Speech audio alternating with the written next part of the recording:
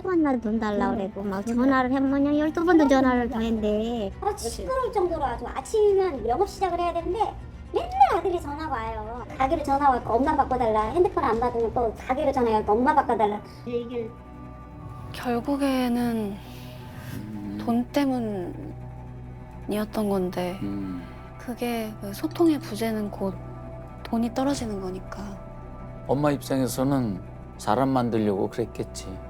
그때라도. 근데 너무 늦은 거지. 김성관은 엄마가 변한 게 늦둥이 남동생 때문이라고 생각했어요. 자기만 바라보던 엄마가 변한 것도, 금전적 지원을 끄는 것도 다 걔 때문이라고요.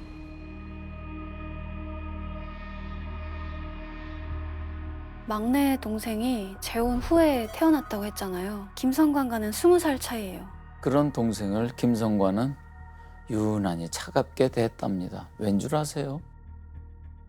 그런 물질적인 지원들이 이제 자기가 받았던 것들이 동생한테 다 가니까 그랬던 게 아닌가 싶어요.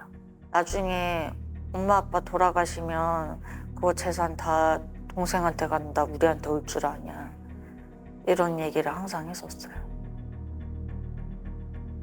그냥 화수분 마냥 들어돈 돈이 안 들어오니까 김성관은 얼마나 난감했겠어요. 그 거짓말로 여기저기서 돈을 끌어다 썼는데 그걸 얼마나 가겠습니까, 그런 게.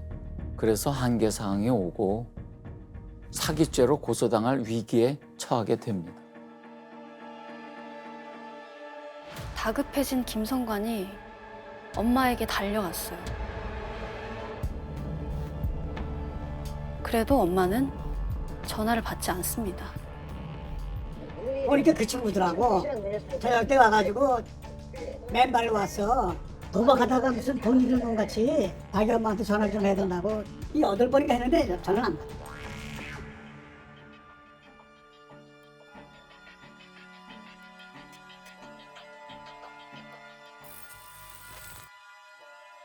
사건 당일 낮 12시 10분 김성관이 아파트의 모습을 드러냅니다. 아무도 없는 집에 들어가 숨을 죽이고 엄마가 오기를 기다립니다. 얼마 후 그야말로 아무것도 모르는 엄마가 집에 들어섰고 김성관이 다짜고짜 달려들어 흉기를 휘둘렀어요. 흉기를 휘두르면서 엄마한테 이런 말을 했대요.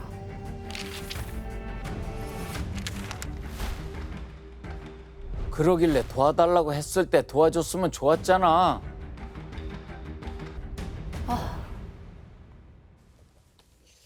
아휴. 정말 상상을 해봤을 때 너무 끔찍한 게 엄마를 죽이는 그 순간까지도 책임을 엄마한테 전가한다는 게 그냥 죄책감이라는 게 있을까 싶어요, 이 사람은. 없는 사람 같아요, 그죠? 네. 그렇게 평생을 그 아들을 위해서 진짜 열심히 일하는 엄마 같은데 달란 돈 다 주고 근데 그 사랑하는 아들이 자기를 향해 칼을 들고 있으니 이게 무슨 도저히 이해할 수 없는 상황 아닙니까? 사랑하는 아들이었을 뿐일 텐데. 엄마는 그렇게 쓰러졌어요. 그런데 그때 목소리가 들립니다. 형, 뭐해? 뭐 하는 거야? 김성관의 어린 동생이에요. 잔뜩 겁에 질려 얼어붙어 있어요. 김성관이 서서히 몸을 돌립니다. 손에는 엄마를 찌른 칼이 들려 있어요. 마지막 순간에 김성관이 동생한테 한 말이 있어요. 이게 다 너 때문이야. 너 때문에 내 인생이 꼬였어. 무슨 말이 잘 안 나오네요, 정말. 두 사람을 살해한 후 김성관은 아내에게 전화를 겁니다.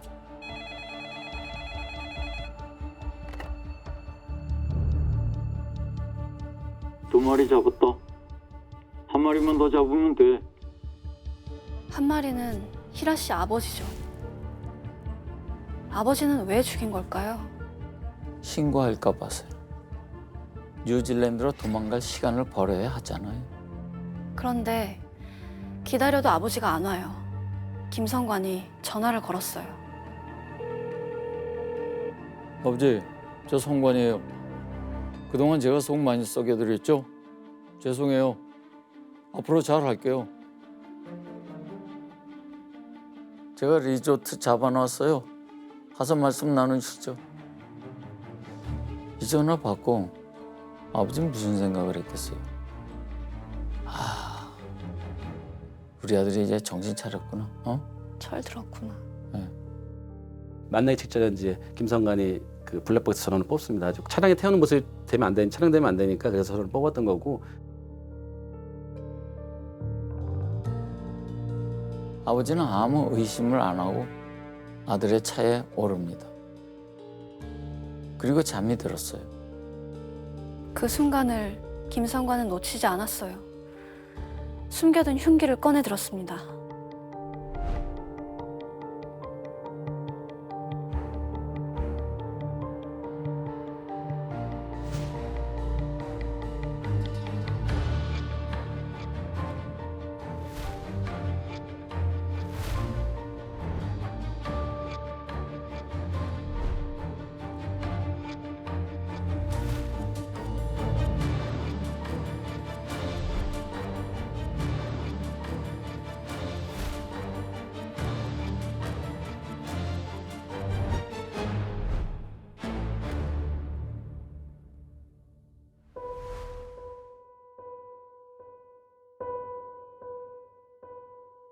근데 희라 씨 마음이 더 아팠던 건요. 그 아빠의 유품 때문이었답니다. 기억나세요? 아까 그 5만 원짜리 그 지폐 뭉치. 그날 김성관의 전화를 받고 아빠는 은행부터 들렀대요. 아들 힘들다고 용돈 챙겨주려고요.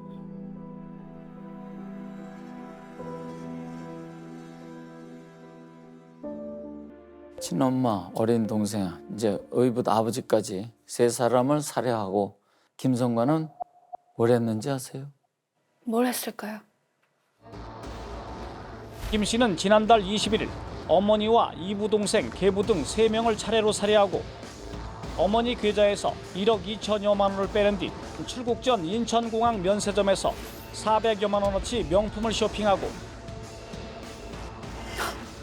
뉴질랜드에 도착해서는 벤츠 SUV를 사고 가구를 새로 들여놓는 등 새 인생을 시작하려 한 정황도 포착됐습니다. 죄를 느끼지 못했던 것 같네요. 악마죠. 네. 악마예요. 근데 또 이건 약과입니다. 이 영상 한번 보실래요? 용인 일가족 살해 사건의 피의자 김성관에 대한 2차 현장 검증이 진행됐습니다. 1시간 반에 걸친 현장 검증 동안 김성관은 범행을 재현하며 감정이 북받친 듯 뒤늦은 눈물을 보이기도 했습니다.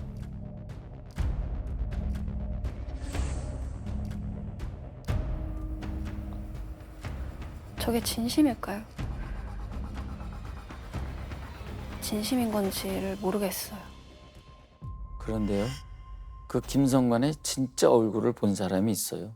바로 형사님입니다. 들어보시죠.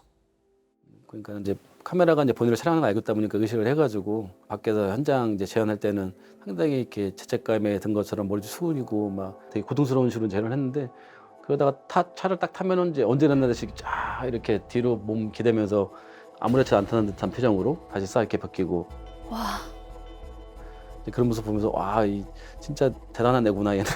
그때 상당히 그만 이렇게 꺼내가지고 카메라 앞에선 고개 숙이고 눈물을 흘리다가도 보는 눈이 없다 싶으면 형사님 김밥 안 남았어요? 배고파 죽겠네. 이야, 이런 거 어떻게 이해를 하면 돼요? 이해를 해야 되나? 우리가 이해할 수 있는 범위는 아닌 것 같아요. 너무 어떻게 이럴 수 있지라는 생각이 계속 드는 것 같아요. 어떻게 이럴 수가 있지? 제 3자들이 이제 볼 때는 막 되게 죄책감에 하는 것처럼 행동을 하다가 우리 수사관들하고만 있으면 그때 이제 아예 180 돌변해서 저희한테 농담도 하려고 하고 막 웃기도 하고 그거 보면서 와 얘가 진짜 반성하는 게 일도 없는 거구나. 속된 말로 진짜 한 대 패고 싶은 그런 느낌 많이 들었으니까요. 아주. 이 안에 심장 안에 삼각형이 있다며요. 삼각형이 돌아가면서 콕콕 찔리는 게 양심이래요. 그러니까 사소한 것들 조그만 거짓말 해놓고도 막 그게 콕콕콕 찔르면은 행동이 이제 바로 잡을 수가 있는데 그런 양심이 없으면은 공룡 같은 악마가 이 안에 있는데도 모르고 살 수도 있잖아요. 그런 양심이 없으면은.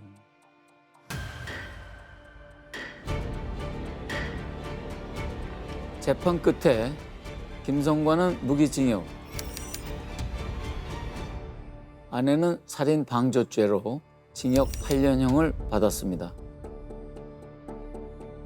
그렇게 사건은 일단락이 됐어요. 그런데요, 정말로 다 끝난 것일까요? 홀로 살아남은 우리 희라 씨의 삶은 어땠을까요?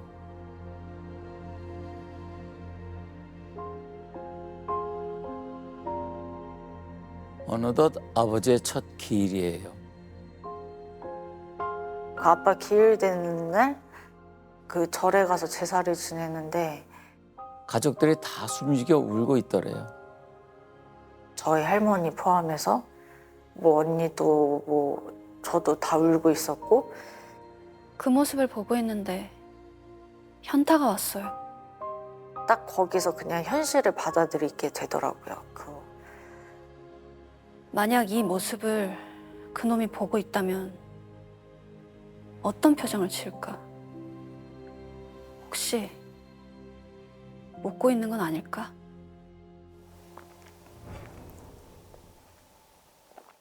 정신이 번쩍 들었어요. 그냥 행복하는 게 최고의 복수다. 그 생각을 해서 그때부터 내가 뭐를 해야지 행복할까를 되게 많이 생각을 했고 그때부터는 그냥 제 행복밖에 생각을 안 하고 살았던 것 같아요.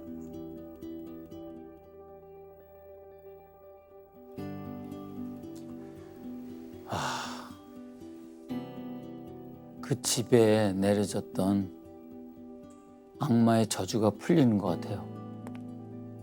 희라가 이제 그걸 끊어내는 순간이었던 것 같아요, 저게. 행복한 게 최고다. 행복한 게 최고의 복수다. 그 엄청난 불행을 딛고 나는 지금 행복해야 돼. 이걸 알아낸 건 어마어마한 일 아니에요? 정말로 그 이상이 있을까? 없을 것 같아요. 근데 그렇게 행복하다가도 문득문득 그날이 떠오르더래요. 그럼 또 확 가라앉아요. 내가 이렇게 행복해도 되는 걸까? 아빠는 그렇게 돌아가셨는데. 누구 붙잡고 얘기할 사람도 없어요. 그날 일을 아는 사람이 없거든요. 입 밖에 낸 적이 없으니까요. 계속 여기에 얹혀 있는 것 같았어요. 뭔가 얘기를 못하니까 몸이 속 안에서 이렇게 골마 있는 느낌이고 돌멩이 하나가 여기 얹혀 있는 느낌? 이 안에서 이렇게 골마 있는 느낌. 진짜 어디에다가 얘기를 하지 않으면은 안 될 것 같은 거예요. 이대로 살다간 행복은커녕 죽을 것만 같아요. 어떻게 해야 할까요? 희라 씨는 다시 한번 큰 결심을 합니다. 어떤 결심이냐? 쉬운 결정은 아니었지만 얘기를 해야겠다 싶었고 내 상처를 세상 사람들에게 모두 드러내겠다. 바로 이렇게요. 사실 저는 용인 일가족 살인 사건 피해자의 유가족입니다. 그렇게 아빠가 억울하고 잔인하게 예고 없이 비극적으로 돌아가셨는데